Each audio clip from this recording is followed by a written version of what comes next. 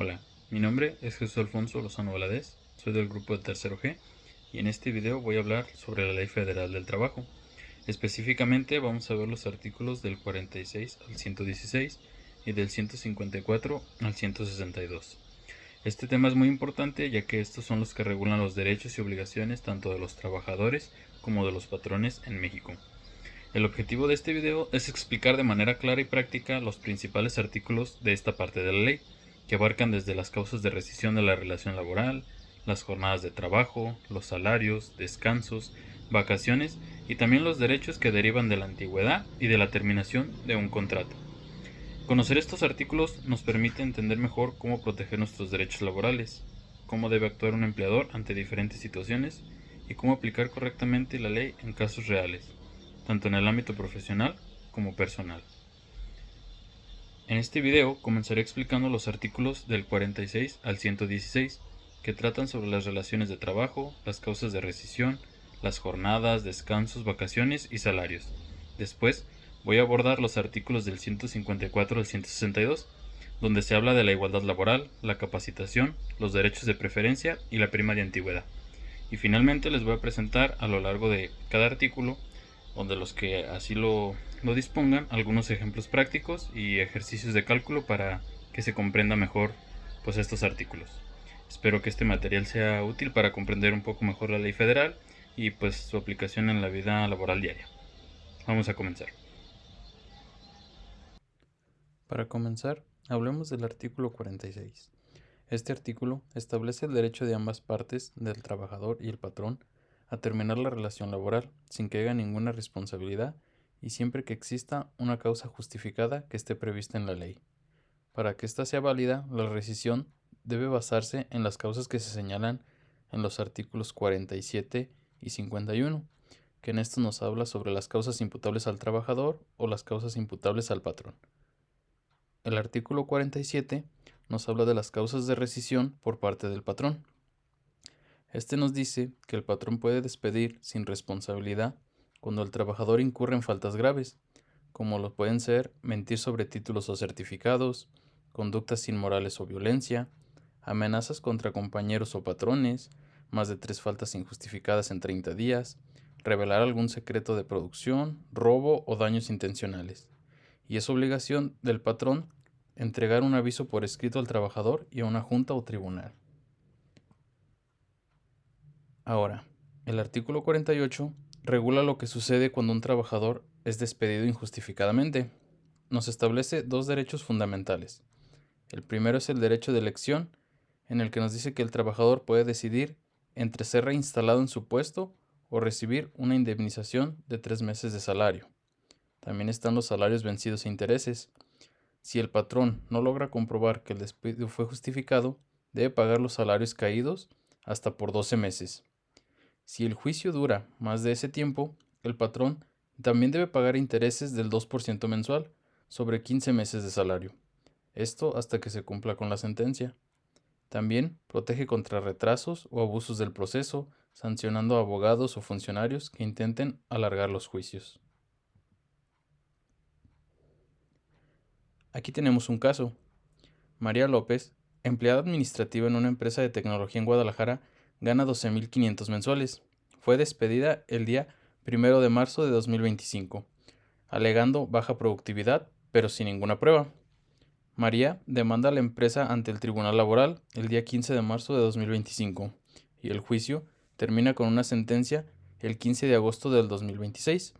Esto nos dice que pasaron 17 meses. Entonces, el tribunal determina, según lo que vimos en este artículo, que el despido fue injustificado y los cálculos que vamos a hacer ahora es lo que se le debe dar de indemnización. Lo primero es la indemnización de 3 meses. Como vemos, es su salario mensual por los 3 meses que se le debe dar de indemnización. Esto nos da 37,500 pesos. Los salarios vencidos, que como vimos, pueden ser hasta 12 meses máximo. Entonces, al hacer el cálculo nos da que son 150,000 pesos. Los intereses por los 5 meses restantes de los 17 totales que se atrasó el caso. Estos se aplican sobre los primeros 15 meses de salario, que son 187,500 pesos. Y a una tasa del 2% mensual por los 5 meses sería un 10%, Haciendo el cálculo nos dan 18,750 pesos de interés. Y el total que la empresa debe pagar a María al final es de 206,250 pesos, ya contando con su indemnización de 3 meses, sus salarios vencidos y el interés de la tasa del 2%.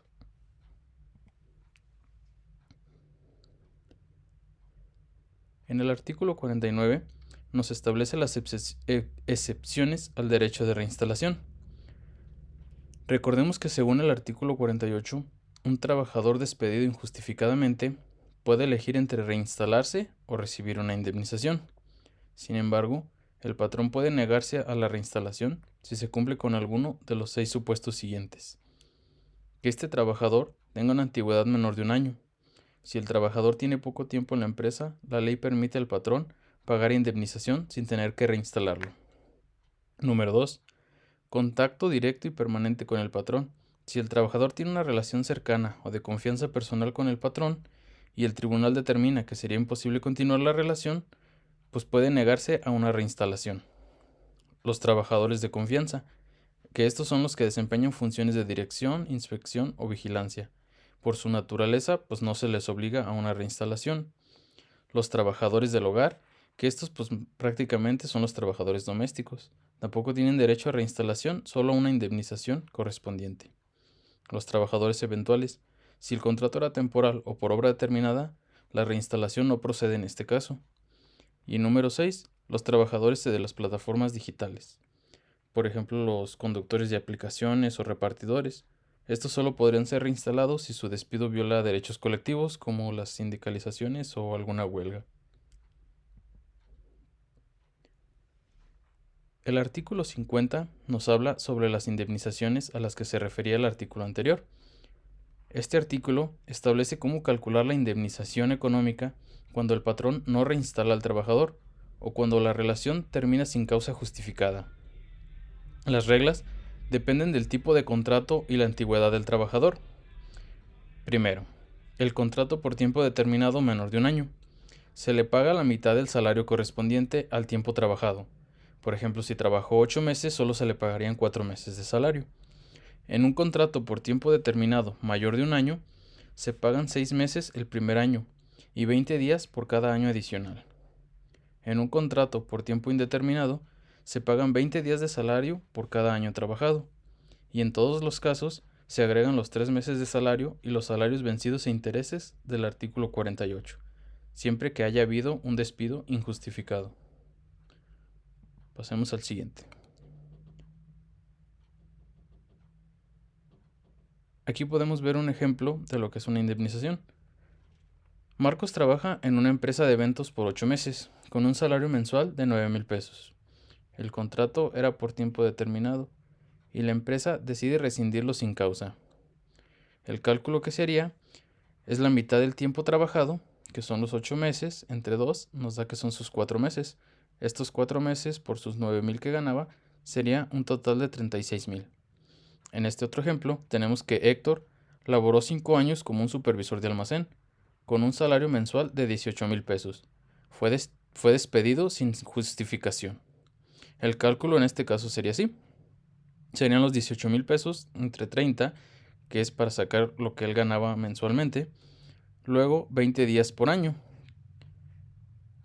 En este caso, pues nos daría que es un total de 60,000, más los 3 meses de salario de indemnización, serían sus 18,000 pesos por los 3 meses, serían 54,000. Y los salarios vencidos sería un total de 18,000 por los 12, serían 216,000. El total estimado sería de 330,000 más intereses del 2% mensual en caso de que el juicio durara más de 12 meses. En este caso, pues no vemos como tal si el juicio duró más, pero si fuera así, pues tendríamos que aplicar también esta tasa, este porcentaje. El artículo 51 protege al trabajador contra abusos del patrón. Permite que el trabajador rompa la relación laboral con derecho a una indemnización si el patrón comete alguna falta grave, como puede ser no pagar a tiempo, reducir su salario sin razón, agredir verbal o físicamente, exigir algún acto humillante, discriminatorio o peligroso, y no garantizar seguridad o higiene. Cuando el trabajador rescinde por estas causas, no pierde derechos y tiene derecho a la indemnización del artículo 50, o sea, a sus 3 meses de indemnización más 20 días por cada año si es que aplica.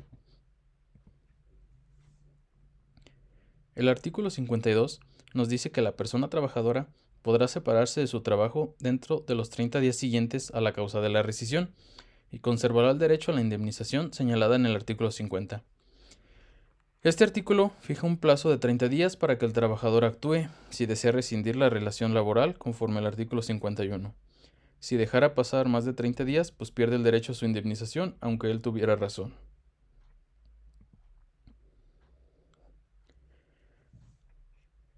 Ahora vamos a ver el artículo 53 y el 54.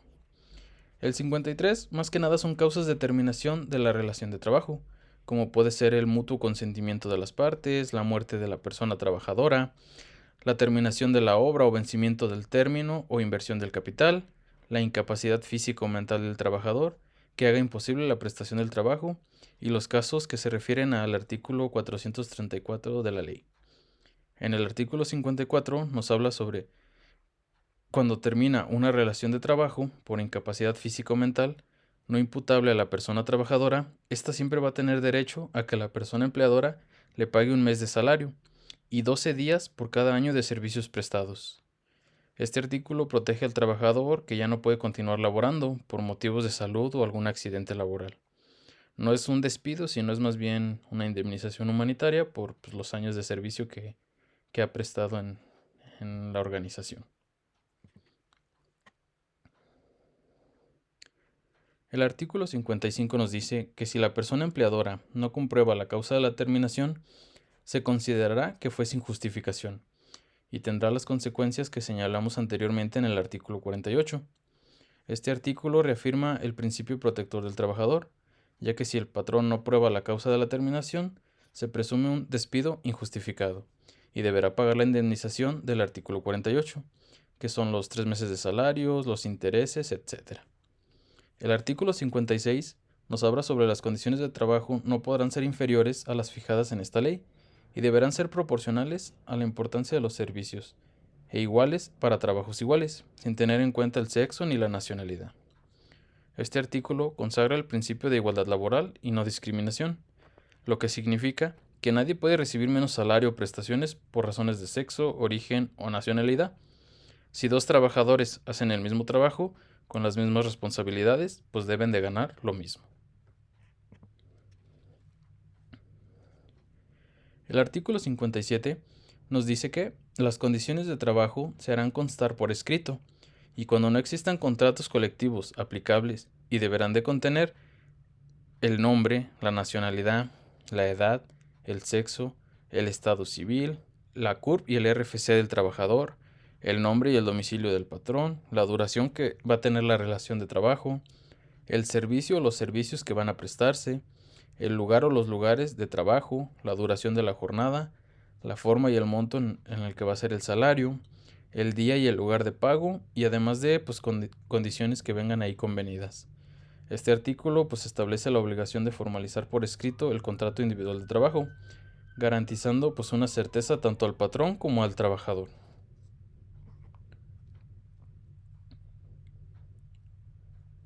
Ahora, vamos a hablar sobre lo que es la jornada de trabajo, que nos va a abarcar desde el artículo 58 hasta el 68 de la Ley Federal del Trabajo. Para empezar, el artículo 58 nos dice: la jornada de trabajo es el tiempo durante el cual la persona trabajadora está a disposición de la persona empleadora para prestar su trabajo. Este nos define más que nada qué es la jornada laboral, que es el tiempo que el trabajador va a dedicar a su empleo, esté o no realizando actividades. Por ejemplo, si éste estuviera esperando alguna instrucción de su patrón, igual se cuenta como que está a disposición de él. En el artículo 59 nos dice que el trabajador y el patrón fijarán la duración de la jornada del trabajo, sin que pueda exceder los máximos legales.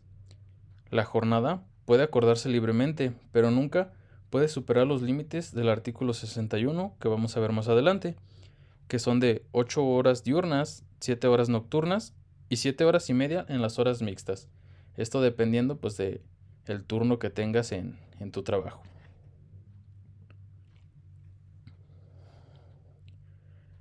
Aquí vemos algunos tipos de jornadas de trabajo, como puede ser la jornada continua, que es aquella en la que el trabajador labora sin interrupciones largas durante el día y solo tiene un descanso corto, que generalmente suelen ser de 30 minutos a 1 hora, para comer o descansar. Las características de esta jornada es que no hay pausa prolongada en medio de la jornada, se trabaja de manera seguida y el tiempo de descanso sí cuenta como parte de la jornada en la mayoría de los casos. Por ejemplo, un empleado que trabaja desde las 8 de la mañana hasta las 3 de la tarde, con 30 minutos de descanso para comer, tiene una jornada continua.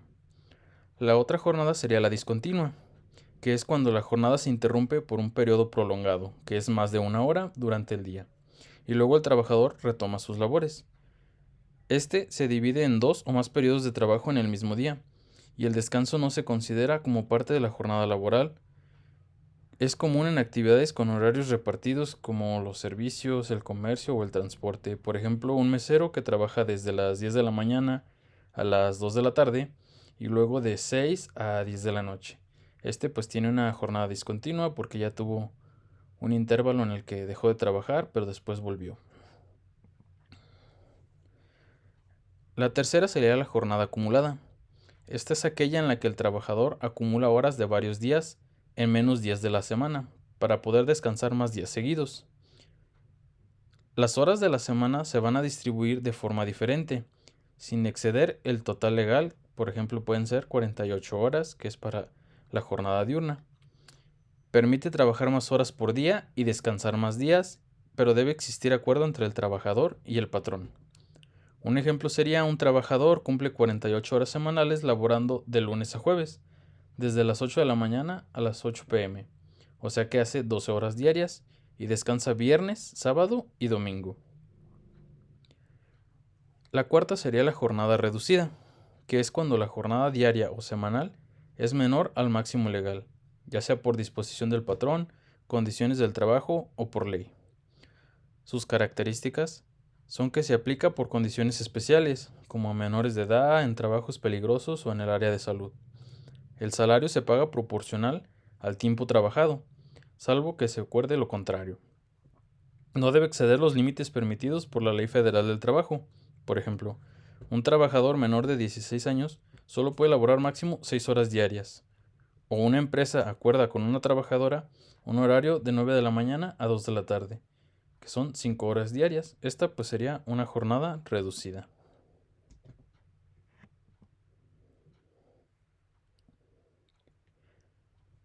Aquí vamos a ver cómo se hace el cálculo de una jornada de trabajo completa.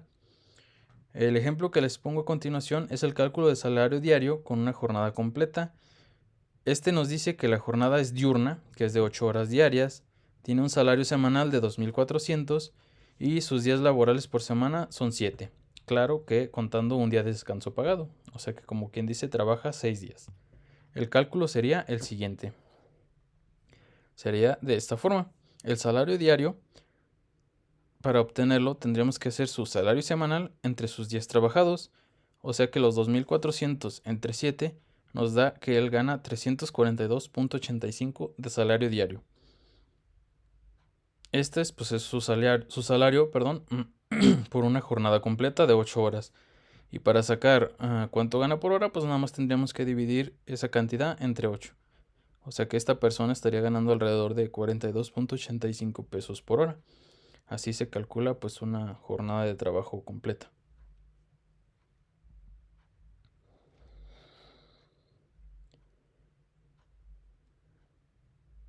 En el artículo 60 nos habla sobre la jornada diurna, que es la comprendida entre las 6 y las 20 horas. La jornada nocturna, que es la comprendida entre las 20 y las 6 horas. Y la jornada mixta, que es la que comprende periodos de ambas, siempre que el periodo nocturno sea menor de 3 horas y media. Si este se excede, se consideraría una jornada nocturna. Los tipos de jornada laboral los vemos aquí a continuación, como ya lo mencioné antes. La diurna va de 6 de la mañana a 8 de la noche. La nocturna va de 8 de la noche a 6 de la mañana. Y la mixta es una combinación de ambas, pero siempre que el tiempo nocturno no pase de 3 horas y media. Si llegara a pasar de 3 horas y media, se convertiría en una jornada nocturna completa, que es con un límite de 7 horas diarias. El artículo 61 nos dice pues la duración máxima de la jornada, que como ya lo habíamos visto anteriormente, son 8 horas de la diurna, 7 de la nocturna y 7:30 de la mixta. En este artículo nos fija los límites máximos legales que no pueden excederse, ni por acuerdo ni por contrato. Cualquier hora adicional a estos límites debe pagarse como un tiempo extraordinario, que eso lo veremos en el artículo 66 más adelante.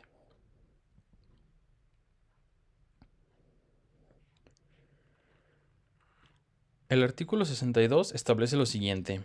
Para fijar la jornada de trabajo se debe observar lo dispuesto en el artículo 50 en la fracción 3. Los puntos claves para tener en cuenta de este artículo es que el artículo 62 remite al 50 en la fracción 3, por lo que al fijar la jornada laboral deben observarse también las disposiciones de ese precepto. El artículo 50, fracción 3, aborda el derecho del trabajador a que la duración de la jornada sea la que la fije la ley o el contrato, sin que exceda los límites que para cada tipo de jornada se señalan. En el artículo 61 se fijan los límites máximos, que como ya los vimos, pues eran las 8 horas, 7 y 7 horas y media. Y en consecuencia lo que el artículo 62 fija es pues una regla de sujeción que al determinar la jornada se debe cumplir con ese marco legal. O sea que, para cumplir con este artículo tenemos que tener en cuenta lo que establece el 50 y el 61.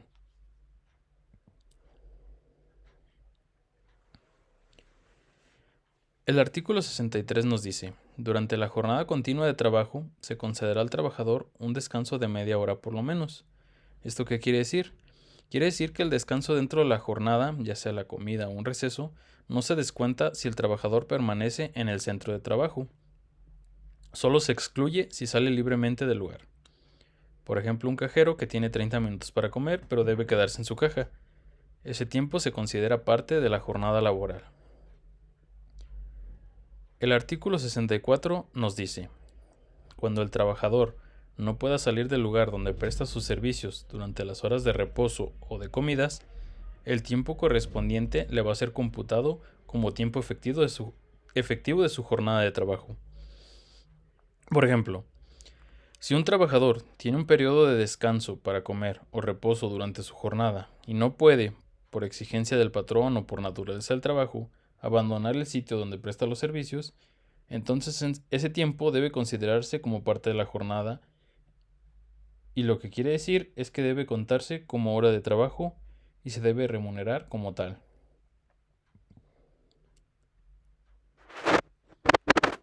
El artículo 65 nos dice, en los casos de un siniestro o un riesgo inminente en que peligre la vida del trabajador, de sus compañeros o del patrón, o la existencia misma de la empresa, la jornada de trabajo podrá prolongarse por el tiempo estrictamente indispensable para evitar esos males.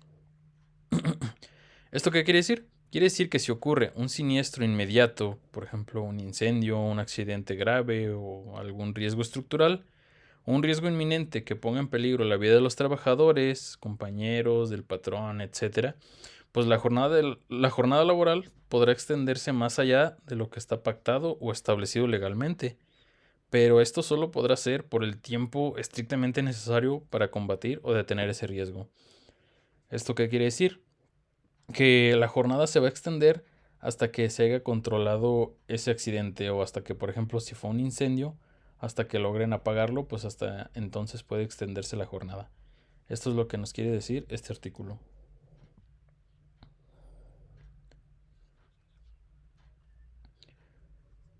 Hablemos del tiempo extraordinario. Lo veremos desde los artículos del 66 al 68 de esta ley, en donde nos hablará sobre cómo debe de manejarse cada uno de estos tiempos. El artículo 66 nos dice, podrá prolongarse la jornada de trabajo por circunstancias extraordinarias, sin exceder nunca de 3 horas diarias, ni de 3 veces en una semana. Este artículo define los límites de un tiempo extraordinario o de horas extras. Solo se van a permitir 3 horas al día, y máximo 3 veces por semana. Esto significa que es un límite legal de 9 horas extras por semana. Por ejemplo, tenemos a Ana que trabaja 8 horas diarias en una jornada diurna. El lunes, martes y miércoles se queda 2 horas más cada día. El análisis sería el siguiente. Trabajó 6 horas extras en total, dentro del límite legal. Si la empresa le pidiera trabajar también el jueves, o sea, otras 3 horas más, ya excedería el límite legal. El resultado, pues sería que las horas extras deberían de pagarse al doble, según lo que nos va a decir el artículo 67 más adelante. Pero si pasan de ese límite, se deberían de pagar al triple, según lo que veremos en el artículo 68.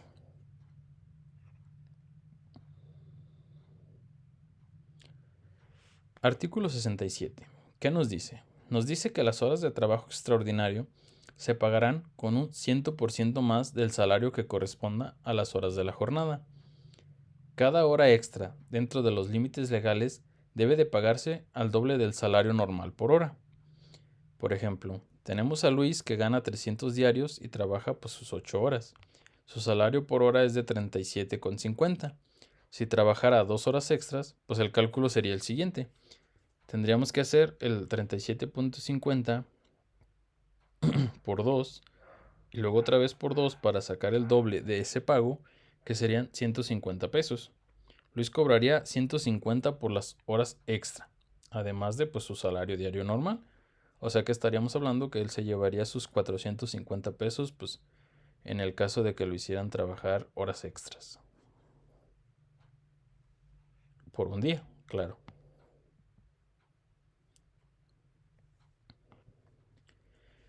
El artículo 68 nos dice que el tiempo extraordinario que exceda de 9 horas a la semana se pagará con un 200% más del salario que corresponda a las horas de la jornada. El patrón que permita que los trabajadores laboren un tiempo extraordinario en exceso de lo establecido en el artículo 66 estará obligado a pagar al trabajador el tiempo excedente con un 200% adicional, sin perjuicio de las sanciones establecidas en la ley. Cuando se trabaja más de 9 horas extras a la semana, el patrón debe pagar esas horas al triple del salario normal. Además, puede ser multado por exceder los límites del tiempo extraordinario. Aquí tenemos un ejemplo. Marta trabaja 10 horas extra en una semana, con un salario diario de 400, que son 50 por hora. El cálculo sería el siguiente. Tenemos que son 9 horas que se pagan al doble y una hora que se debe de pagar al triple. En total de horas extras, ella se debería de llevar 1050 más aparte su salario normal.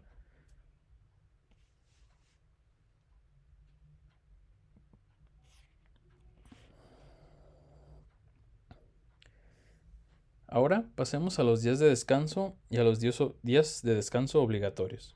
Estos los veremos desde el artículo 69 al 75 de la Ley Federal del Trabajo. Para empezar, hablemos del artículo 69. Este nos dice que por cada 6 días de trabajo se disfrutará el trabajador de un día de descanso, por lo menos, con el goce del salario íntegro. El trabajador tiene derecho a un día de descanso por cada 6 días laborados, y generalmente es el domingo. Entonces, pues debe recibir su salario completo. Si llegara a trabajar ese día, debe de recibir una prima dominical, que lo veremos más adelante en el artículo 71. Aquí hay un ejemplo. Pedro trabaja de lunes a sábado y descansa el domingo. Su salario semanal es de 2.100, que son 300 diarios. Él debe de recibir sus 2.100 completos, aunque solo trabaje 6 días, porque el domingo se paga como descanso con goce de sueldo.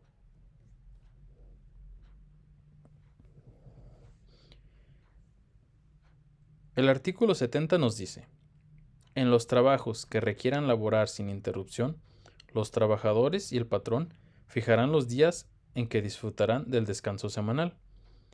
Este artículo aplica para trabajos continuos o de servicios esenciales, como los hospitales, el transporte o los de seguridad. El descanso puede darse en otro día distinto al domingo, pero siempre debe de haber uno por semana. Por ejemplo, un guardia de seguridad pues puede rotar su descanso. Una semana puede descansar un miércoles y otra el domingo. Esto es legal siempre que tenga un día por semana y que goce de su salario ese día.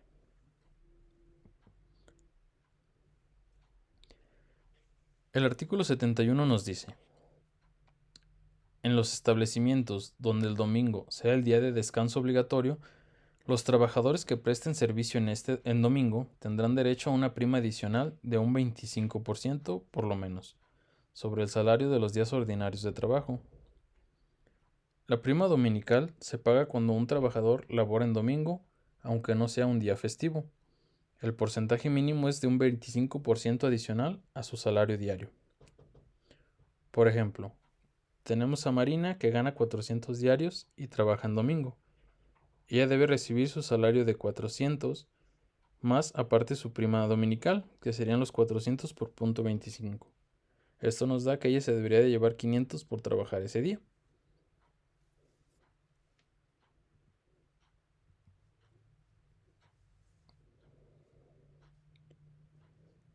El artículo 72 nos dice que si una persona no trabaja todos los días de la semana o trabaja con varios patrones, también tiene derecho a su parte proporcional del descanso semanal pagado, que por lo general es el domingo. Para ese pago será solo por los días que sí trabajó. Esto evita que una persona pierda el derecho al pago del descanso solo porque trabajó menos días o con distintos empleadores. Por ejemplo, imaginemos a María quien trabaja por días en una panadería. Le pagan 400 por día trabajado. Trabaja solo 3 días a la semana, lunes, miércoles y viernes. El descanso semanal pagado, que es el domingo, equivale a un séptimo de su salario semanal. Para calcular su salario semanal trabajado, hagamos lo siguiente. Serían sus 3 días por los 400, serían 1200. Su parte proporcional del descanso, pues serían esos 1200 entre 6, tendríamos un total de 200. Y su pago total semanal serían sus 1200 más 200 del descanso proporcional, tendríamos que se llevaría 1400. Trabaja menos de 6 días, se le paga la parte proporcional del descanso. Si trabajara para varios patrones, pues cada patrón le paga la parte proporcional del descanso, según los días que trabajó con él. Y si trabajara toda la semana, tiene descanso completo pagado, que normalmente pues, son los días domingo.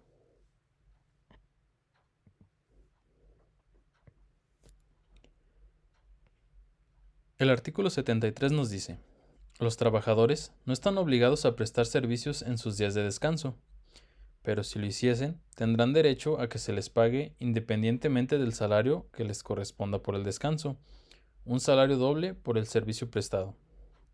Por ejemplo, si un trabajador acepta laborar en su día de descanso, el patrón debe pagarle doble salario por ese día, además del salario normal semanal.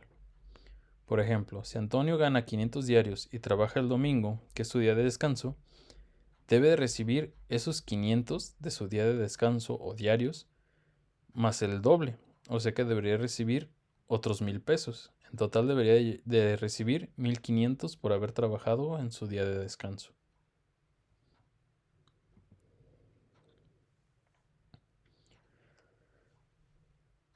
El artículo 74 nos dice cuáles son algunos de los días de descanso obligatorio, como son el 1 de enero, el primer lunes de febrero, el tercer lunes de marzo, el 1 de mayo, el 16 de septiembre, el tercer lunes de noviembre, el 1 de octubre de cada 6 años cuando corresponda a la transmisión del Poder Ejecutivo Federal, el 25 de diciembre y el que determinen las leyes federales y locales, en caso de alguna elección ordinaria, pues para efectuar esta jornada electoral.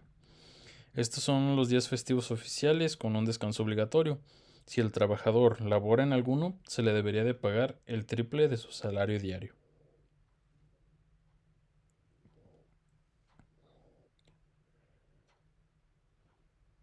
El artículo 75 nos dice que en los días de descanso obligatorio, el trabajador podrá ser llamado a prestar servicios cuando sea necesario, debiendo pagársele, independientemente del salario que le toca, un salario doble por el servicio prestado. Si el trabajador labora un día festivo obligatorio, su pago es triple. ¿Por qué? Porque el día se paga normalmente, pero se agregan 2 salarios extra por haber trabajado en un día de descanso obligatorio. Aquí tenemos un ejemplo. Claudia gana 6,300 pesos semanales y trabaja el día 1 de mayo, que casualmente también es su día de descanso ordinario. O sea que aquí se están juntando su descanso ordinario y su descanso obligatorio. Entonces, para sacar el cálculo, hacemos lo siguiente. Primero calculamos su salario diario, que serían sus 6,300 entre 7. Tenemos que gana 900 de salario diario. Luego sacamos su prima dominical. Tenemos esos 900 por el 25%. Tenemos que su prima dominical es de 225. Ahora, por su día de descanso ordinario, sabemos que es su salario diario pagado al doble, o sea que se lleva 1,800. Pero como también trabajó en un día de descanso obligatorio, debe de llevarse otra vez esos 900 al doble. El resultado sería el siguiente. Tendríamos 6,525, que sería su salario semanal más la prima dominical, más aparte los 1,800 de su día de descanso ordinario y 1,800 del descanso obligatorio. Esta semana, Claudia se llevaría 10,125 por haber trabajado en sus días de descanso, tanto ordinario como obligatorio.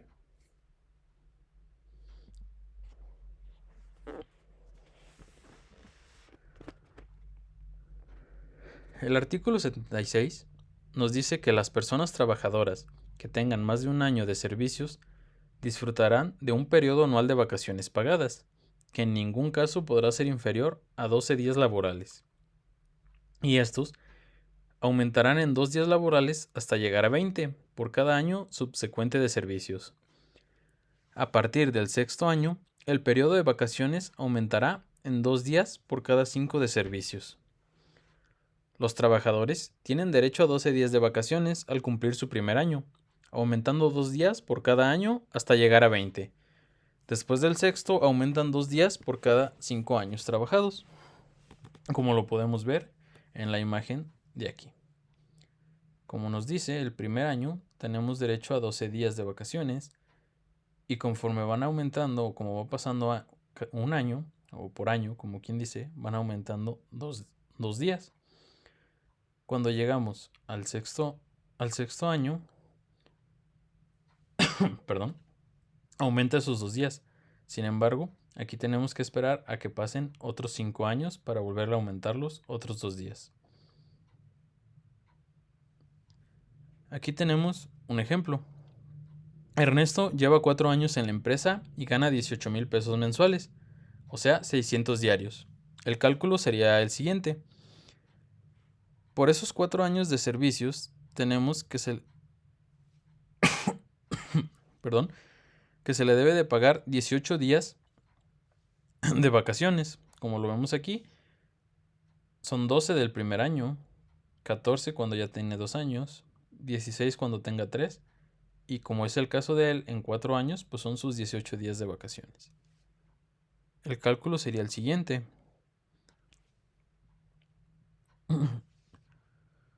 Sus 18 días por sus 600 que gana diarios, tendríamos que tiene un salario de 10,800 que se le debe de dar por sus vacaciones. Más aparte se le debe dar su prima vacacional, que es del 25%. Esto lo veremos en el artículo 80 más adelante, pero como quien dice en total, él por sus vacaciones debería de recibir 13,500.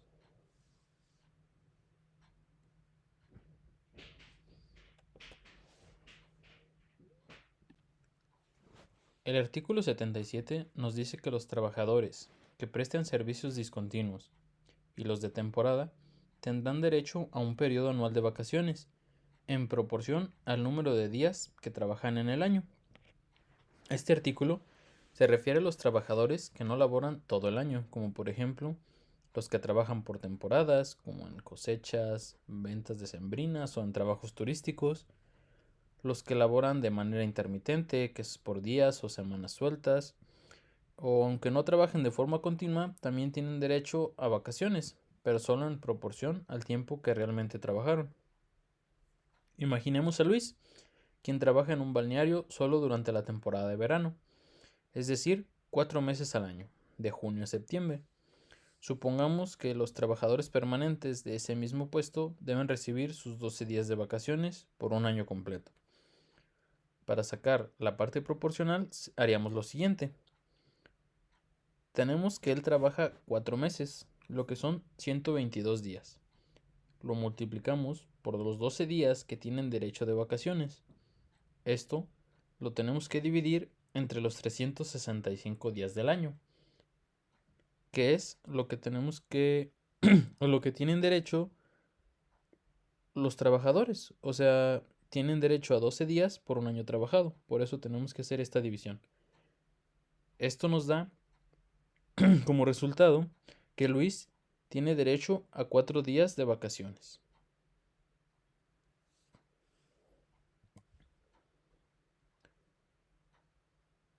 El artículo 78 nos dice: del total del periodo que le corresponda conforme a lo previsto en el artículo 76 de esta ley, la persona disfrutará de 12 días de vacaciones continuos por lo menos. Dicho periodo, a potestad de la persona trabajadora, podrá ser distribuido en la forma y tiempo que así lo requiera. ¿Qué significa esto? Significa que el trabajador debe tener al menos 12 días seguidos de vacaciones. Después de esos 12 días, puede decidir si toma los demás días juntos o los divide en distintas fechas. El trabajador tiene la libertad de elegir cómo distribuir sus vacaciones, ya que no solo el patrón lo decide. Esto sería en el caso de que pues ya tenga varios años trabajando en alguna empresa y merezca más de 12 días de vacaciones. Por ejemplo, Carlos tiene 6 años de antigüedad. Por el artículo 76 le corresponden 20 días de vacaciones. El artículo 78 nos dice que al menos 12 días deben ser seguidos y los 8 días restantes puede tomarlos como él quiera. Carlos puede elegir 12 días seguidos del 1 al 12 de julio, 4 días más en septiembre para descansar en fiestas patrias y 4 días más en diciembre para Navidad. Esto sí está permitido porque pues cumple con los 12 días continuos mínimos y él usa el resto pues de forma flexible a su elección.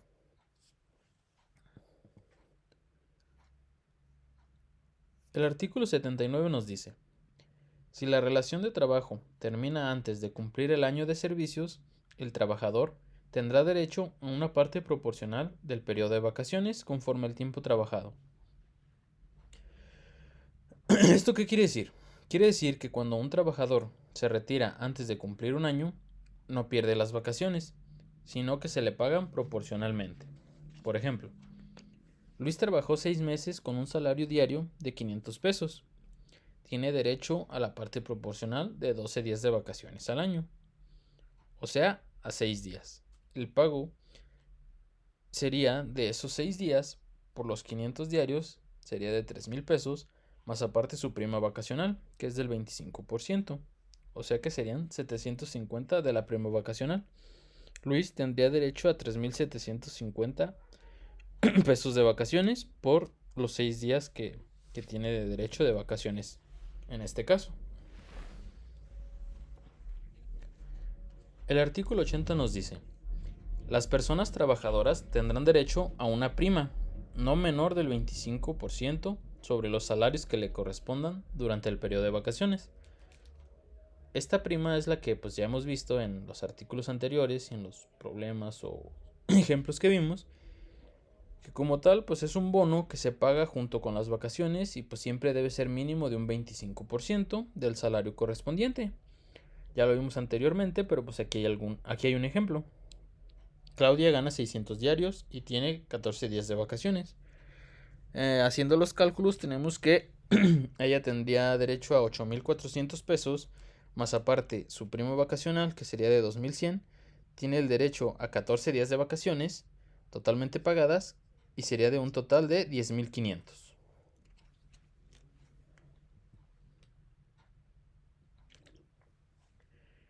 El artículo 81 nos dice: el trabajador deberá disfrutar sus vacaciones en el tiempo que señale el patrón, dentro de los 6 meses siguientes al cumplimiento del año de servicios. ¿Qué quiere decir esto? El patrón organiza los periodos de vacaciones, pero debe considerar las necesidades del trabajador y no puede retrasarlas más de 6 meses. Ahora, el artículo 82 nos dice: el salario es la retribución que debe pagar el patrón al trabajador por su trabajo. ¿Qué quiere decir esto? Quiere decir que el salario es toda compensación económica por el trabajo, sin importar su forma, ya sea en dinero, vales, comida, habitación, etc. Debe ser justo y suficiente para cubrir las necesidades del trabajador y de su familia.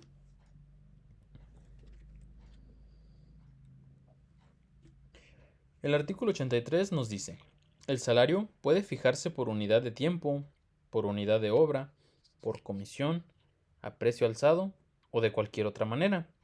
En todos los casos, debe respetarse el salario mínimo y las prestaciones legales. ¿Esto qué quiere decir? Que el salario puede calcularse por hora, día o semana, por pieza o producción en el caso de la unidad de obra, por una comisión en el caso de las ventas, pero nunca puede ser inferior al salario mínimo ni eliminar derechos.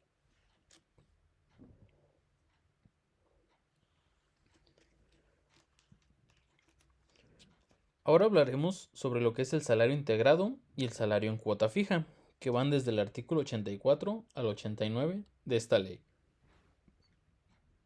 Comencemos por el artículo 84.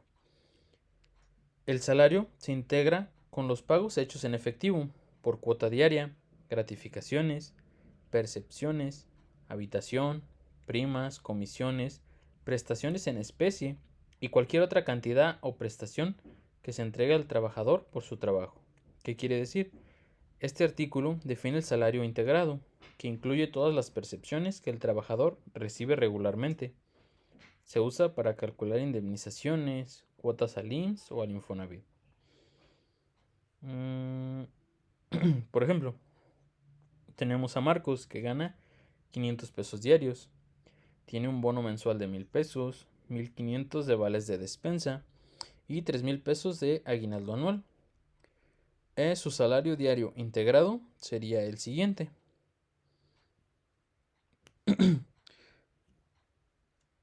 Tenemos sus 500 pesos diarios. Después tenemos que sacar su bono mensual, que son los 1000 pesos entre 30, porque es lo que dura un mes. También tenemos los vales de despensa, que aplica igual. Y pues su aguinaldo anual, que son los 3000 pesos, lo tenemos que dividir entre los 365 días. Haciendo todo el cálculo, tenemos que su salario diario integrado es de 591.54. Este salario es el que se va a usar de base para las indemnizaciones que le llegaran a corresponder.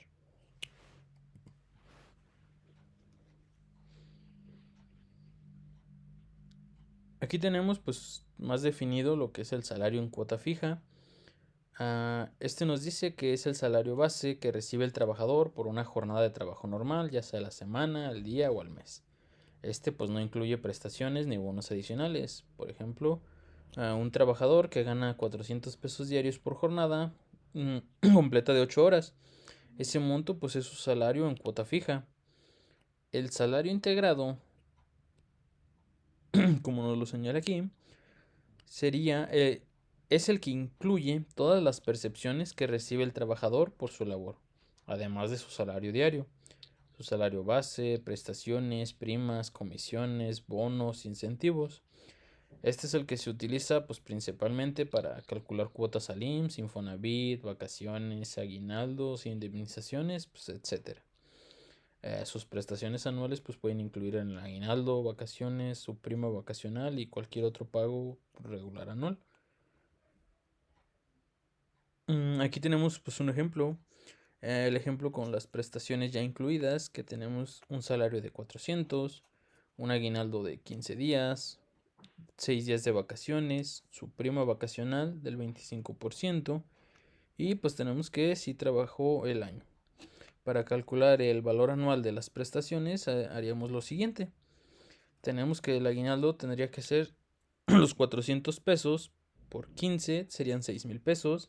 Sus vacaciones son los 6 días, por los 400 tenemos 2400. Su primo vacacional son los 2.400 que ya habíamos calculado a los 6 días por el punto 25, son 600 pesos. Y el total anual de prestaciones pues serían los 6.000 más 600 pesos, que serían 6.600. Y para calcular el salario integrado, pues tendríamos que sumar esos 400 más los 6.600 y dividirlo entre 365. Esto nos daría un salario integrado de 418.08. El artículo 85 nos dice: el salario debe ser remunerador y nunca menor al mínimo fijado conforme a esta ley. ¿Qué quiere decir? Que el salario debe permitir al trabajador y a su familia vivir dignamente. No puede ser inferior al salario mínimo vigente, que en 2025 es de 278.80 diarios en una zona general y de 419.88 en zona libre de frontera norte.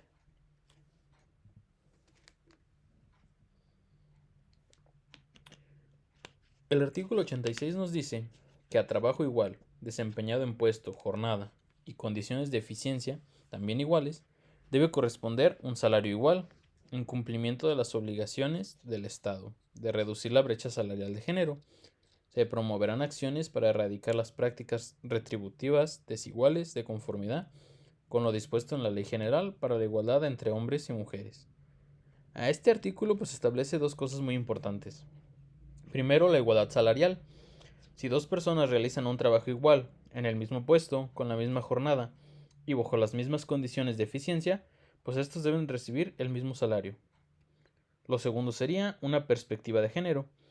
Para cumplir con los compromisos del Estado en erradicar la brecha salarial entre hombres y mujeres, se deben promover medidas para eliminar remuneraciones desiguales basadas en el género. ¿Esto qué implica? Implica que no se puede pagar a una persona menos que a otra solo por razones de género, orientación sexual, su etnia u otros factores discriminatorios, cuando las condiciones de trabajo pues, son equivalentes. El artículo 87 nos dice: los trabajadores tendrán derecho a un aguinaldo anual que deberá pagarse antes del día 20 de diciembre. Esto equivalente a 15 días de salario por lo menos. Quienes no hayan cumplido el año tendrán derecho a su parte proporcional. ¿Esto qué quiere decir? Quiere decir que el aguinaldo es un derecho anual que debe de pagarse antes del 20 de diciembre. Es de un mínimo de 15 días de salario o proporcional si el trabajador no cumplió el año. Por ejemplo, tenemos a Sandra que gana 600 pesos diarios y trabajó del 1 de abril al 30 de noviembre. O sea, 8 meses. Su aguinaldo proporcional se calcularía de la siguiente manera. Tenemos que Sandra trabajó 244 días, que son los 8 meses. Esto lo tenemos que multiplicar por los 15 días que ella tiene derecho de salario y dividirlo entre los 365 días del año. Esto nos da como resultado que ella tiene derecho a 10 días de aguinaldo. Esto, si ya lo multiplicamos por su salario, nos da que son 6,000 pesos. Ese sería su aguinaldo proporcional.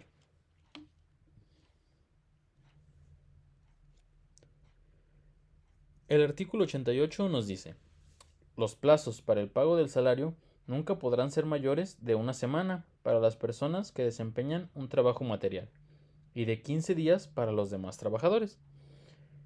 ¿Esto qué quiere decir? Trabajo material se refiere a tareas que implican esfuerzo físico o producción tangible, por ejemplo los obreros o los operarios. Para esos trabajadores de trabajo material, el salario debe de pagarse cada semana, es decir, que no puede pasarse de más de 7 días sin recibir su pago. Para los demás trabajadores, por ejemplo los administrativos, profesionales, etc., el pago sí puede realizarse cada 15 días como máximo. En términos prácticos, pues tu patrón no puede dejarte sin pagar más de esos plazos según tu tipo de trabajo.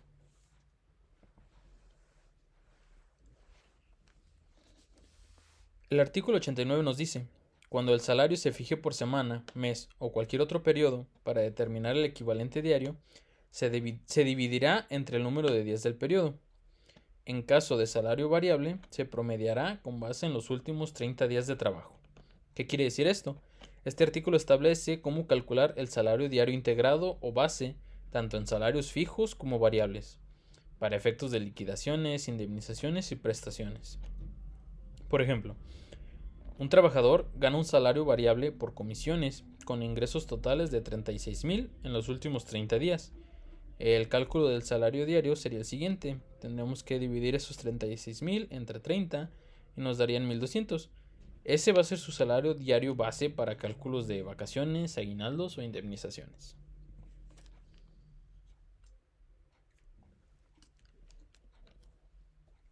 El artículo 90 nos dice, el salario mínimo es la cantidad menor que debe recibir en efectivo la persona trabajadora por los servicios prestados en una jornada de trabajo, que debe ser suficiente para satisfacer las necesidades normales de una persona trabajadora y su familia en un orden material, social y cultural, y para proveer a la educación obligatoria de sus hijos. ¿Qué quiere decir? Quiere decir que el salario mínimo busca garantizar una vida digna y no solo de sobrevivencia. Debe cubrir alimentación, vivienda, salud, educación y recreación. En 2025 los salarios mínimos son en zona general de 278.80. En una zona libre de la frontera norte son de 419,88. Aquí tenemos un ejemplo. Por ejemplo, un obrero en Guadalajara recibe 230 diarios. El análisis sería el siguiente. Esto está por debajo del salario mínimo, que es de 278.80. Como resultado, el patrón está violando el artículo 90 y el trabajador puede denunciarlo y exigir el pago retroactivo de la diferencia.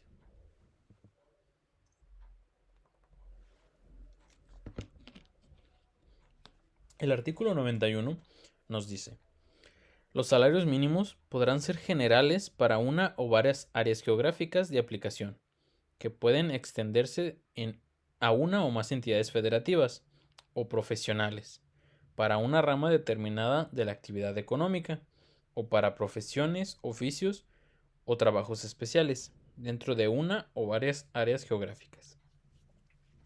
¿Esto qué quiere decir? Esto quiere decir que en este artículo nos señala que los salarios mínimos pueden definirse de varias maneras según el ámbito de aplicación. Pueden aplicarse generalmente para un área geográfica completa, por ejemplo, todo un estado o una región, o pueden aplicarse para ramas específicas de la actividad económica, profesiones, oficios o trabajos especiales. ¿Esto qué quiere decir? Quiere decir que la norma nos permite que el salario mínimo no sea necesariamente el mismo para todo el país o para todas las actividades, sino que puede ajustarse según la región, la profesión o el oficio. El artículo 92 nos dice, los salarios mínimos generales regirán para todos los trabajadores del área o áreas geográficas de aplicación que se determinen, independientemente de las ramas de la actividad económica, profesiones, oficios o trabajos especiales. ¿Qué quiere decir esto? Este artículo nos dice que cuando se establece un salario mínimo general, este debe aplicarse a todos los trabajadores dentro del área geográfica que se haya determinado, sin importar qué tipo de trabajo hagan, sus ramas, profesiones, oficios o trabajos especiales. En otras palabras, si usted está en un área en la cual el salario mínimo general es X, sea obrero, administrativo, profesional o técnico, ese monto mínimo es el que se le debe de aplicar.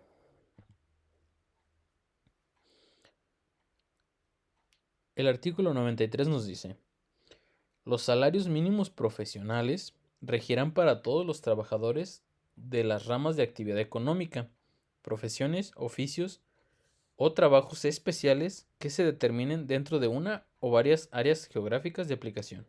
¿Qué quiere decir? Esto quiere decir que este artículo nos establece que cuando se fijan salarios mínimos profesionales, estos se aplican para todos los trabajadores en esas ramas, oficios, trabajos, dentro del o los territorios geográficos que se especifiquen. En otras palabras, no solo hay un salario mínimo general para todos, sino que también pueden existir mínimos especiales o profesionales para oficios, profesiones o actividades particulares. Si Si tú te desempeñas en una de esas ramas o profesiones especiales, el salario mínimo profesional que se haya fijado para esa rama, pues te aplica directamente a ti. El área geográfica de aplicación significa que este salario mínimo puede variar pues, por la región en la que te encuentres. El artículo 94 nos dice que los salarios mínimos se fijarán por una comisión nacional integrada por representantes de los trabajadores, de los patrones y del gobierno, la cual pues podrá auxiliarse de las comisiones especiales de carácter consultivo que considere indispensables para el mejor desempeño de sus funciones. ¿Qué establece este artículo? Este artículo establece que la fijación de los salarios mínimos no es decisión unilateral de una sola parte, sino que corresponde a una comisión nacional, tripartita, integrada por los tres sectores clave: trabajadores, patrones y gobiernos. Esta comisión puede contar con comisiones especiales que le asesoren o apoyen para desempeñar mejor su función. En resumen, pues se busca que el proceso de fijar el salario mínimo sea coordinado, representativo y transparente, con participación de todos los involucrados.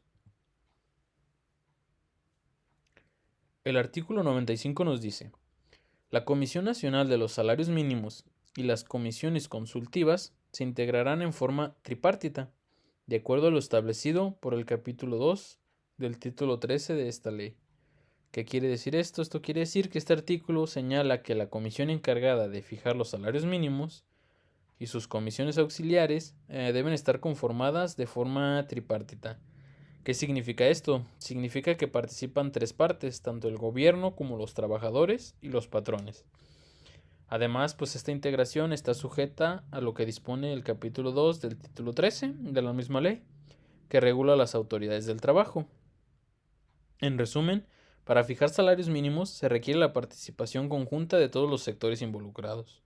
Esto pues busca equidad y representación. El artículo 96 nos dice que la Comisión Nacional determinará la división de la República en áreas geográficas, las que estarán constituidas por uno o más municipios, en los que deba regir un mismo salario mínimo general, sin que necesariamente exista continuidad territorial entre dichos municipios. ¿Qué quiere decir esto? Esto quiere decir que la comisión responsable de los salarios mínimos tiene la facultad para dividir el país en áreas geográficas, donde se aplique el mismo salario mínimo general.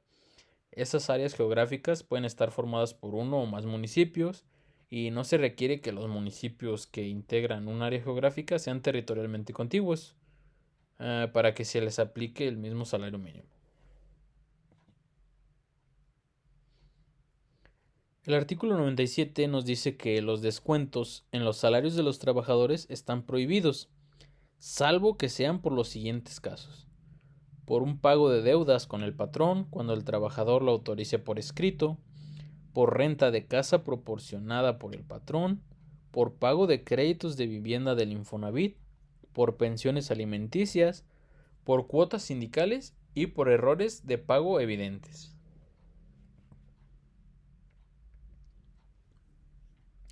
El artículo 98 nos dice que los trabajadores dispondrán libremente de sus salarios.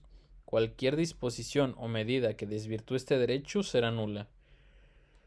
¿Qué quiere decir esto? Quiere decir que este artículo protege el derecho del trabajador a usar libremente su salario. El dinero que recibe por su trabajo le pertenece y puede disponer de él de la manera que él considere. Cualquier cláusula, acuerdo o disposición que limite ese derecho o que obligue al trabajador a ceder, entregar o renunciar a parte de su salario de forma injusta es nula, es decir, que no tiene un carácter inválido. En la práctica esto pues protege al trabajador de que el salario sea retenido por el patrón sin causa, que se le obligue a gastar su salario en productos de la empresa, tiendas internas, vales, fichas, etc. O que se le imponga una deducción o descuento que no esté permitido por la ley o por un convenio explícito aceptado libremente. El artículo 99 nos dice: el derecho a percibir el salario es irrenunciable. Lo es igualmente el derecho a percibir los salarios devengados. ¿Qué quiere decir? Este artículo señala dos ideas clave: el derecho irrenunciable al salario. El trabajador no puede renunciar de ninguna forma al derecho de recibir su salario por el trabajo que ha prestado. Incluso si firma un documento en el que acepta no cobrar o cobrar menos, ese acuerdo no tiene una validez para este derecho mínimo. La segunda sería derecho a salarios devengados. Esto significa que también tiene el derecho de cobrar los salarios que ya ha generado, aunque aún no se le hayan pagado. Si trabajó, ganó salario, ese salario ya le pertenece. En conjunto, el artículo protege que no se les pueda despojar del salario ya generado o exigir que lo cedan y que no se les obligue a renunciar a lo que por ley ya les corresponde. El artículo 100 nos dice que el salario se pagará directamente al trabajador, solo en los casos en que esté imposibilitado para efectuar personalmente el cobro. El pago se hará a la persona que designe como apoderado, mediante una carta poder suscrita por 2 testigos. El pago hecho en contravención a lo dispuesto en el párrafo anterior no libera de responsabilidad al patrón. ¿Esto qué quiere decir? Quiere decir que el salario que corresponde al trabajador debe entregarse directamente a él y no a otra persona, a menos que el trabajador esté imposibilitado para cobrarlo.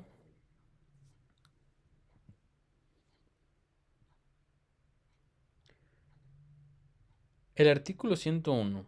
Aquí hay una explicación sencilla sobre él. Este artículo establece varias reglas importantes sobre cómo debe de pagarse el salario, y estas pues son las siguientes. Número 1, debe ser en moneda de curso legal. El salario debe pagarse en dinero que sea oficialmente válido, pesos mexicanos en caso de México, y no puede pagarse exclusivamente en mercancías, vales, fichas u otros símbolos que sustituyan el dinero. Número 2, medios alternativos. Si el trabajador lo acepta, el salario puede pagarse por depósito bancario, tarjeta, transferencia u otro medio electrónico. Esto es válido siempre que el trabajador haya dado su consentimiento. Número 3. Gastos a cargo del patrón. Cualquier costo que implique el uso de estos medios alternativos de pago, como una comisión bancaria, debe de cubrirlo el patrón. Número 4. Recibos. En todos los casos, el trabajador tiene derecho a conocer los detalles de su pago. El patrón debe entregar el recibo de pago, ya sea impreso o por otro medio electrónico, y si el trabajador lo pide, debe ser documento impreso. Número 5. Firma o comprobantes digitales. El recibo impreso debe tener la firma autógrafa del trabajador. Si el recibo está en formato electrónico, este puede sustituir al impreso, siempre que sea validado por el SAT como corresponde. El artículo 102 nos habla sobre las prestaciones en especie que deberán ser apropiadas al uso personal del trabajador y de su familia y razonablemente proporcionadas al monto del salario que se paga en efectivo. ¿Qué quiere decir? Las prestaciones en especie son aquellos beneficios que el empleador da al trabajador, no en dinero, sino como bienes o servicios, por ejemplo, la vivienda, alimentos, transporte, un vehículo, etc.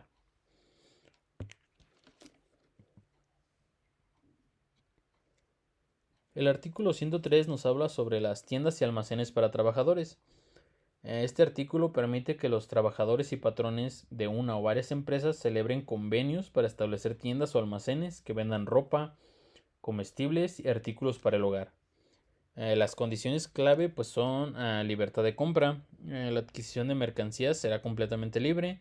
No puede ejercerse ninguna presión o coacción sobre los trabajadores. Precios regulados por convenio. Los precios de venta se van a fijar por un acuerdo entre el trabajador y el patrón y no deben superar precios oficiales, y si no hay precios oficiales deben ser igual o inferiores a los precios corrientes del mercado. Los cambios en los precios. Toda modificación en los precios debe respetar lo establecido en la fracción anterior. La participación en beneficios. El convenio debe establecer la participación que corresponde a cada trabajador en los beneficios o utilidades generadas por la tienda.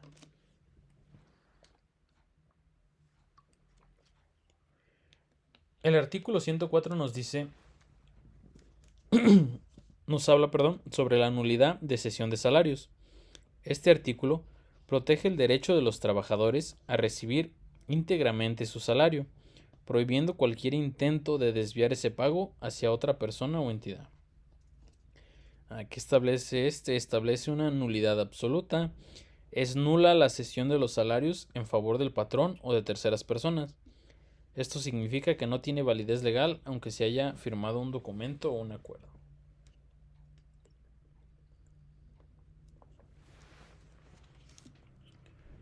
El artículo 105 nos habla sobre la prohibición de la compensación salarial. ¿Qué significa la compensación en este contexto?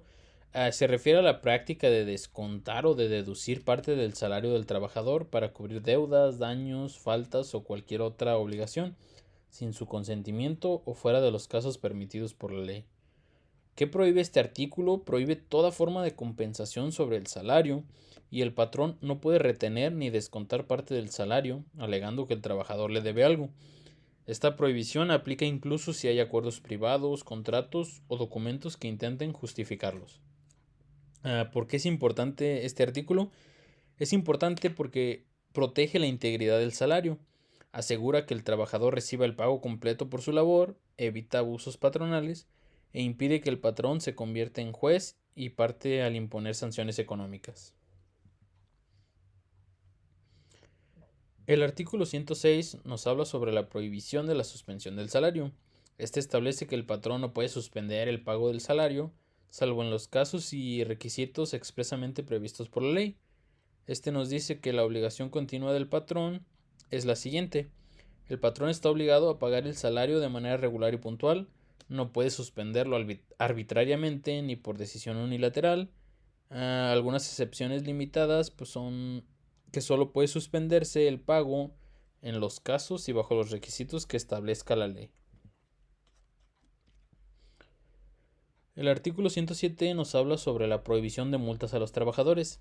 Está prohibida la imposición de multas a los trabajadores, cualquiera que sea su causa o concepto. ¿Qué establece este artículo? Establece una prohibición absoluta. Está prohibida la imposición de multas a los trabajadores.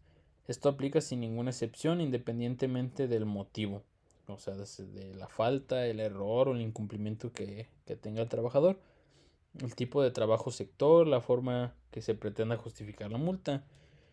¿Por qué es importante esto? Porque protege el salario como un derecho irrenunciable, evita prácticas coercitivas o punitivas por parte del patrón y refuerza la dignidad del trabajador frente a medidas arbitrarias.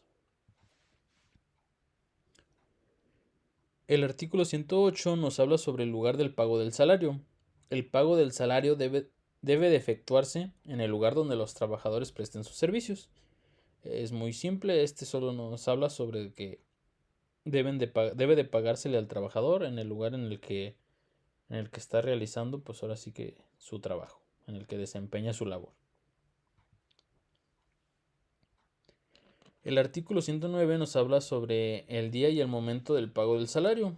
El pago deberá efectuarse en día laborable, fijado por convenio entre el trabajador y el patrón durante las horas de trabajo o inmediatamente después de su terminación.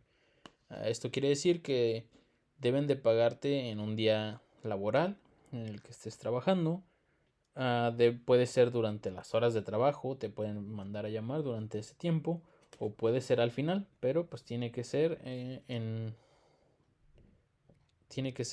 al día y al momento en el que sí estés ahí trabajando.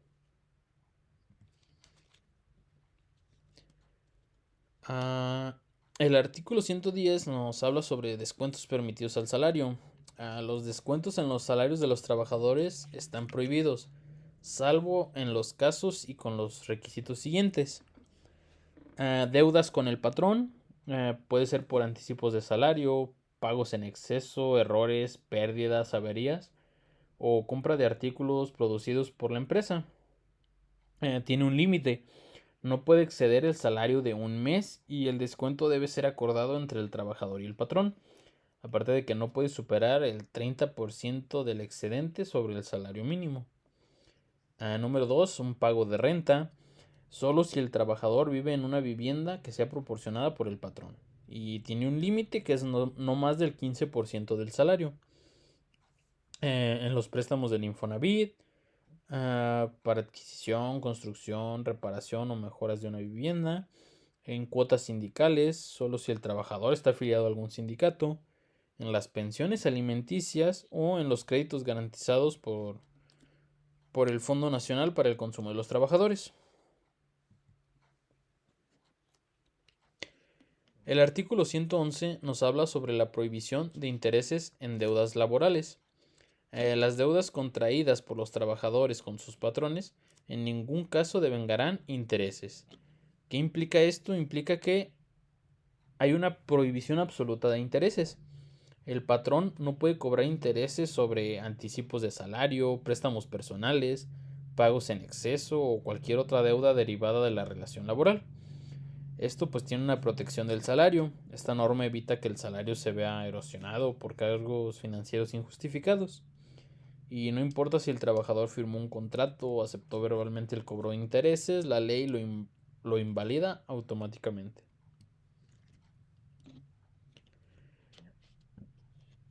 El artículo 113 nos habla sobre la preferencia de créditos laborales.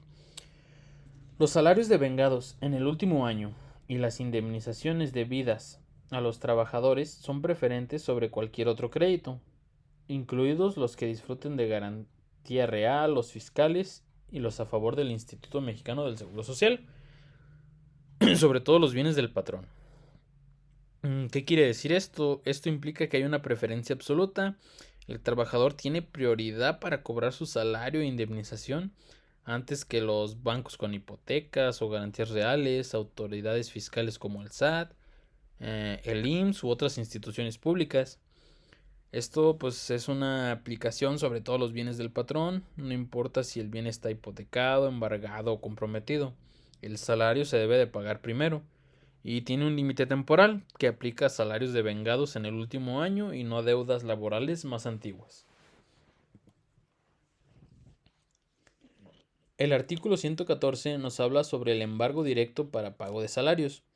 Los trabajadores no necesitan entrar a concurso, quiebra, suspensión de pagos o sucesión. El tribunal procederá al embargo y remate de los bienes necesarios para el pago de los salarios e indemnizaciones. El artículo 115 nos habla sobre los derechos de beneficiarios del trabajador fallecido. Los beneficiarios del trabajador fallecido tendrán derecho a percibir las prestaciones e indemnizaciones pendientes de cubrirse, ejercitar las acciones y continuar los juicios sin necesidad de un juicio sucesorio.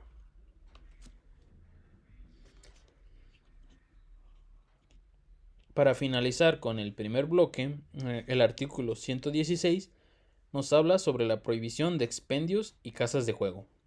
Queda prohibido en los centros de trabajo el establecimiento de expendios de bebidas embriagantes y de casas de juego de azar y de asignación. Esta prohibición pues será efectiva en un radio de 4 kilómetros de los centros de trabajo ubicados fuera de las poblaciones. Para efectos de esta ley, pues son bebidas embriagantes aquellas cuyo contenido alcohólico exceda del 5%.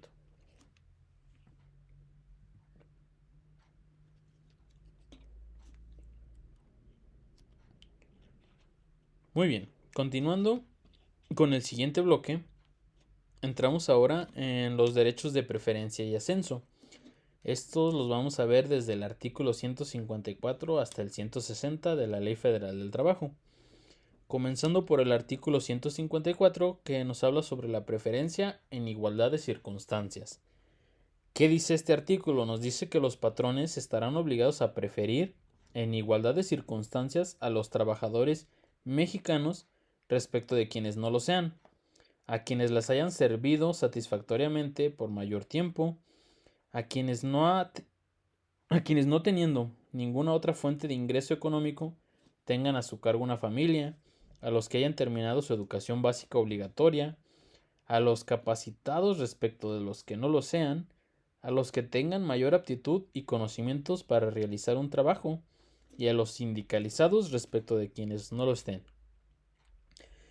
¿Qué significa en igualdad de circunstancias? Esto se refiere a que cuando dos o más personas cumplen con los mismos requisitos para un puesto o ascenso, el patrón debe aplicar los siguientes criterios de preferencia en este orden. Primero, la nacionalidad. debe ser mexicanos sobre de extranjeros, siempre va a haber preferencia sobre que sean mexicanos. La antigüedad, quien haya trabajado más tiempo en la empresa. Su situación económica y familiar, quien tenga familia a su cargo y no cuente con otra fuente de ingreso. Su educación básica, quien haya concluido con la educación obligatoria, que en este caso es hasta la preparatoria. La capacitación, quien esté capacitado frente a quien pues, no lo esté. La aptitud y conocimientos, quien demuestre mayor competencia para el puesto. Y pues los sindicalizados, los que estén afiliados a algún sindicato sobre quienes no lo estén.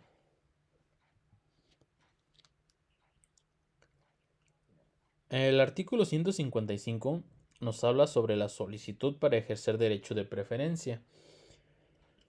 Los trabajadores que se encuentren en los casos del artículo anterior y aspiren a un puesto vacante o de nueva creación, deberán presentar una solicitud a la empresa o establecimiento, indicando su domicilio y nacionalidad, si tienen a su cargo una familia y quienes dependen económicamente de ellos, si prestaron servicio con anterioridad y por qué tiempo, la naturaleza del trabajo que desempeñaron y la denominación del sindicato al que pertenezcan, a fin de que sean llamados al ocurrir alguna vacante o crearse algún puesto nuevo, o presentarse a la empresa o establecimiento al momento de ocurrir la vacante o de crearse el puesto, comprobando la causa en que funden su solicitud. ¿Qué implica esta disposición? Implica una solicitud formal. El trabajador pues debe de presentar una solicitud que incluya todo lo que ya mencionamos: domicilio, nacionalidad, situación familiar y económica, historial laboral, tipos de trabajos realizados y si tiene afiliación sindical.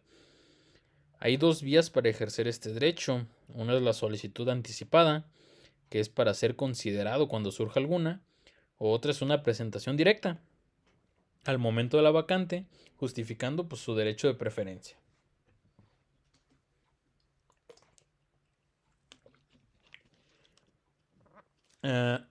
El artículo 156 nos habla sobre la preferencia para trabajadores no de planta. Este nos dice que de no existir un contrato colectivo o no contener el celebrado la cláusula de admisión, serán aplicables las disposiciones contenidas en el primer párrafo del artículo 154 a los trabajadores que habitualmente, sin tener el carácter de trabajadores de planta, prestan servicios en una empresa o establecimiento, supliendo las vacantes transitorias o temporales, y a los que desempeñan trabajos extraordinarios o para obra determinada, que no constituyan una actividad normal o permanente de la empresa.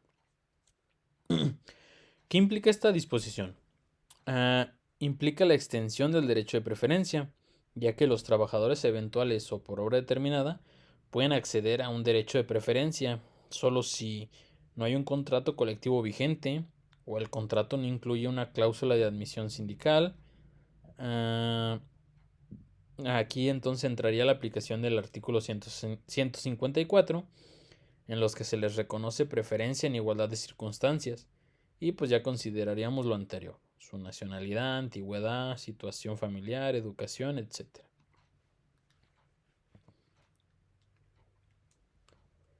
El artículo 157 nos habla sobre la sanción por incumplimiento de la preferencia laboral. Este nos dice que el incumplimiento de las obligaciones contenidas en los artículos 154 y 156 da derecho al trabajador para solicitar ante el tribunal, a su elección, que se le otorgue el puesto correspondiente o que se le indemnice con el importe de 3 meses de salario. También tendrá además derecho a que se le paguen los salarios e intereses, en su caso, a que se refiere el párrafo segundo del artículo 48. ¿Qué implica esta disposición? Implica el derecho a elegir entre dos vías: la A, que es la asignación del puesto vacante que le corresponde por derecho de preferencia, o la B, que es la indemnización de 3 meses de salario si no se le otorga el puesto, de un pago adicional de salarios e intereses, y si hubo demora o alguna negativa injustificada, el trabajador puede reclamar los salarios caídos y los intereses conforme al artículo 48. El trabajador pues, puede acudir al tribunal sin necesidad de agotar otros procedimientos internos. Si él siente que Si él siente que le incumplieron a la hora de darle preferencia, pues puede ir directamente con el tribunal. Aquí tenemos un ejemplo. Luis es un trabajador de una empresa de manufactura. Ha laborado durante 4 años con un salario diario de 500 pesos. Recientemente se abrió una vacante para un puesto de planta al que Luis tenía derecho por preferencia laboral, conforme al artículo 154. Sin embargo, el patrón pues le asignó este puesto a un trabajador externo, ignorando los criterios legales. Luis decidió acudir al tribunal laboral y con base en el artículo 157 solicitó la indemnización de 3 meses de salario, además de los salarios caídos e intereses conforme al artículo 48, ya que ya han pasado 90 días desde que se negó su derecho. A continuación, pues vemos cómo sería el cálculo de esta indemnización. Tenemos primero su salario mensual estimado, que serían pues de 15,000 pesos, sus 500 diarios por los 30 días. Tenemos su indemnización por los 3 meses, que en este caso pues sería de 45,000 pesos. Tenemos los salarios caídos de 90 días, estamos hablando de 45,000 pesos. Tenemos los intereses del 2% mensual sobre los 15 días del salario por cada 15 días transcurridos. Esto quiere decir que nos da un total de 7,500 pesos. Y si todavía le sacamos el interés por cada quincena, pues tenemos 150. El total de quincenas en 90 días son 6, entonces el total de intereses es de 900, haciendo los 150 por cada quincena por las 6, pues nos da los 900 como vemos aquí. Entonces, ya el total que le tocaría a Luis como indemnización sería un total de 90,900 pesos.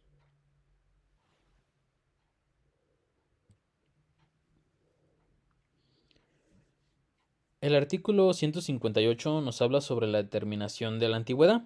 Los trabajadores de planta y los mencionados en el artículo 156 tienen derecho en cada empresa o establecimiento a que se les determine su antigüedad. Una comisión integrada con representantes de los trabajadores y del patrón va a formular el cuadro general de antigüedades, distribuido por categorías de cada profesión u oficio, y ordenará se le dé publicidad. Los trabajadores inconformes podrán formular objeciones ante la comisión y recurrir la resolución ante el tribunal. ¿Qué implica este artículo o esta disposición? Implica el derecho a la antigüedad reconocida. Aplica tanto a trabajadores de planta como a eventuales. Tiene una comisión mixta. Se forma una comisión con representantes del patrón y de los trabajadores para que se elabore un cuadro general de antigüedades. Clasificarlo por categorías, profesiones u oficios, y se debe de publicar el cuadro para conocimientos de todos. El artículo 159 nos habla sobre los criterios para cubrir las vacantes. Las vacantes definitivas, las provisionales con duración mayor de 30 días y los puestos de nueva creación serán cubiertos por el trabajador que tenga la categoría o rango inmediato inferior, así como mayor capacitación, con mayor antigüedad, que demuestre mayor aptitud, acredite mayor productividad y sea apto para el puesto. ¿Qué implica esta disposición? Pues aplica a 3 tipos de puestos: a vacantes definitivas, por renuncia, despido, jubilación, etcétera, que queden ahí; a vacantes provisionales mayores a 30 días y a puestos de nueva creación. Los criterios para la selección del trabajador pues son, primero, que sea la categoría o rango inmediato inferior, o sea que si él estaba un puesto abajo del puesto al que quiere aspirar, pues él sería el siguiente como tal.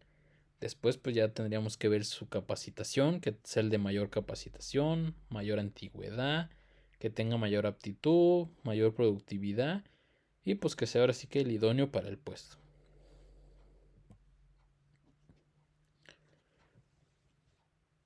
¿Qué nos dice el artículo 160?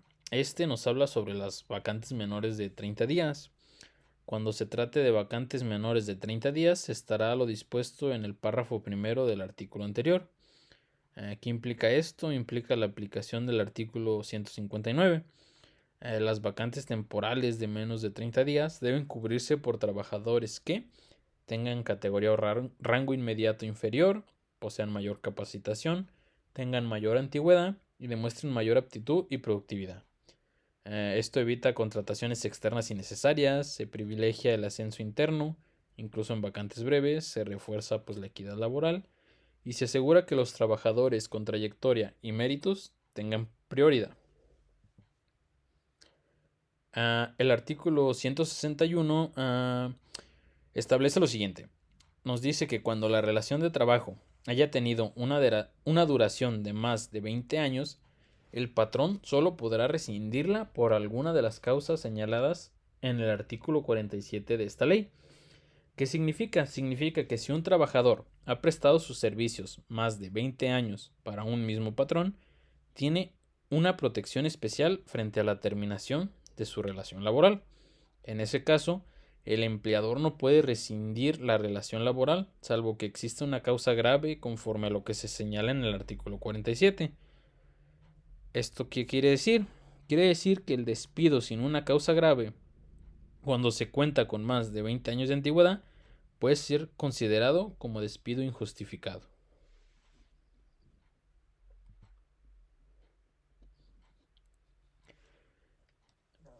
Pasamos al último artículo, el artículo 162.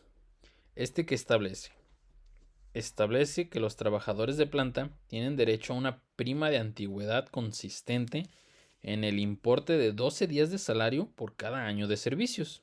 Además, si el retiro es voluntario, el trabajador debe haber laborado mínimo 15 años para tener derecho a esta prima. En caso de despido o muerte, se paga sin importar los años de servicio. El salario base no debe de exceder del doble del salario mínimo del área geográfica. En caso de que su salario exceda el doble del salario mínimo, se tomará en cuenta el salario mínimo general. O sea, en este caso, por ejemplo, si tenemos un salario mínimo de 278.80, no puede exceder el doble de ese salario. ¿Qué quiere decir? Que una persona que tenga un salario de, por ejemplo, un mínimo de 700, ya no puedes hacer el cálculo de su prima de antigüedad con ese saldo. Perdón, con ese sueldo. Tienes que hacerlo con el mínimo, al doble. Pues es independiente de otras prestaciones, o sea que pues no va a sustituir ni aguinaldos, ni vacaciones, y etcétera. Aquí tenemos una definición pues sencilla. La prima de antigüedad es una prestación laboral que se le otorga a los trabajadores de planta como reconocimiento a su tiempo de servicios en una empresa. Se paga cuando el trabajador se separa voluntariamente con al menos 15 años de servicio, cuando es despedido, justificado o injustificado, o si fallece, en cuyo caso pues se les paga a los beneficiarios. Y aquí tenemos pues un ejemplo.